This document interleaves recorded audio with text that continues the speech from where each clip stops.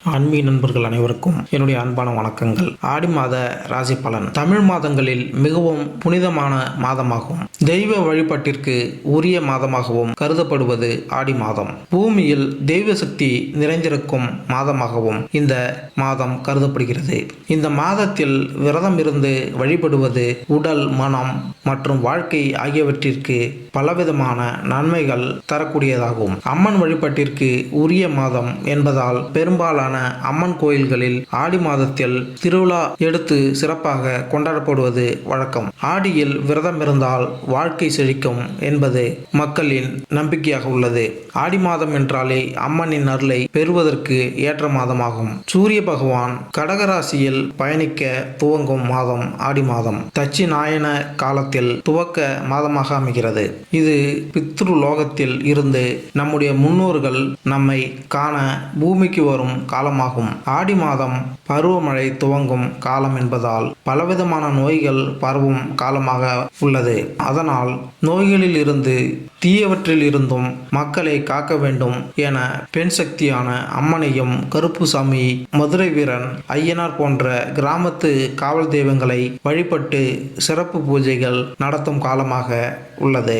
சூரிய பகவானின் சஞ்சாரம் அனைத்து ராசிகளுக்கும் மிகப்பெரிய தாக்கத்தை ஏற்படுத்தினாலும் இவருடைய கடகராசி பயணமானது ஒரு சில ராசிகளுக்கு அதிர்ஷ்டத்தை கொடுக்க போகிறது.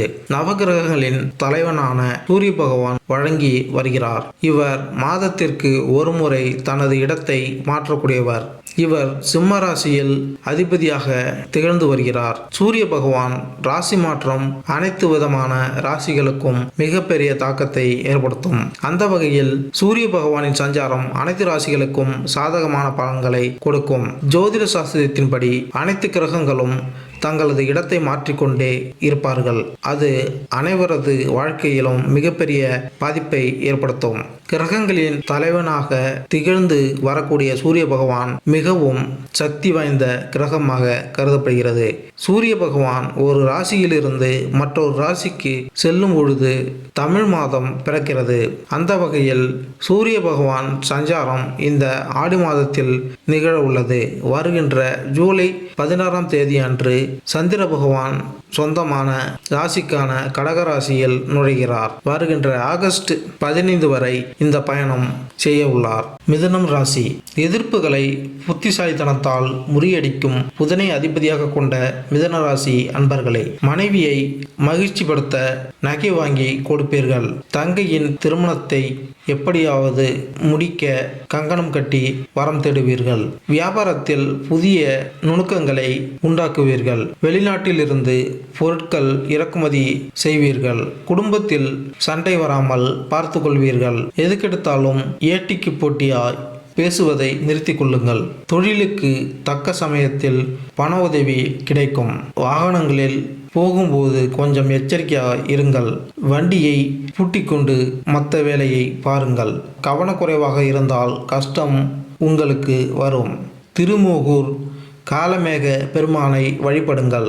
நன்மை உண்டாகும். சூழும் துன்பங்கள் தூர ஓடும். வேலையில் தொழிலில் முன்னேற்றம் ஏற்படும். அதிர்ஷ்டம் உங்களுக்கு முழுமையாக கை கொடுக்கும்.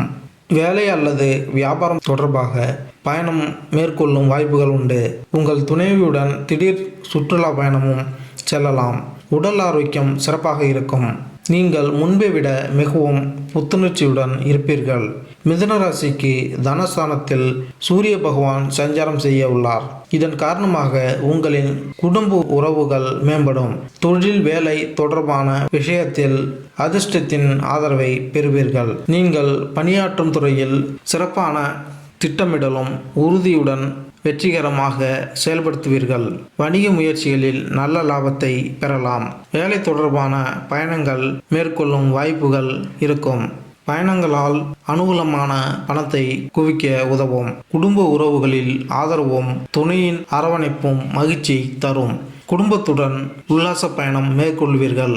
ஆரோக்கியம் மேம்படும். பரிகாரம்: ஓம் பிரகஸ்பதியே நம என்ற மந்திரத்தை தினமும் ஜெபித்தால் நன்மை உண்டாகும். மேலும் இந்த வீடியோ உங்களுக்கு பிடித்திருந்தால் லைக் பண்ணுங்க, கமெண்ட் பண்ணுங்க, மறக்காம சப்ஸ்கிரைப் பண்ணுங்க. நன்றி, வணக்கம்.